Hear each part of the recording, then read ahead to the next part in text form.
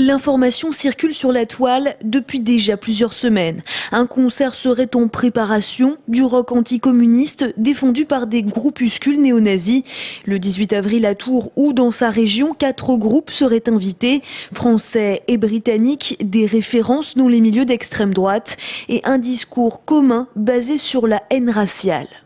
C'est une musique qui est conçue comme devant avoir des finalités de sensibilisation, voire d'enrôlement de sympathisants ou de faire connaître par la musique des idées qui, si elles étaient exprimées directement, on va dire sur un registre directement politique, risqueraient de susciter des réticences.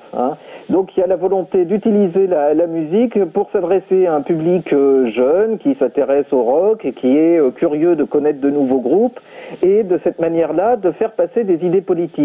Avec l'annonce de la venue de ce groupe, largement diffusé dans les milieux consacrés depuis les années 80, les collectifs antifascistes craignent que 100 à 300 personnes ne se déplacent à ce rendez-vous.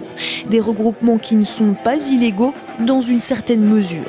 Tout ce qui relève des discours qui sont tenus, que ça soit les textes des chansons ou des interventions des musiciens, ce qu'ils disent entre deux chansons, des propos publics, parce que voilà, ça a un caractère de publicité ouvertement raciste, antisémite, des appels à la violence, un peu tombés sous le coup de la loi, évidemment.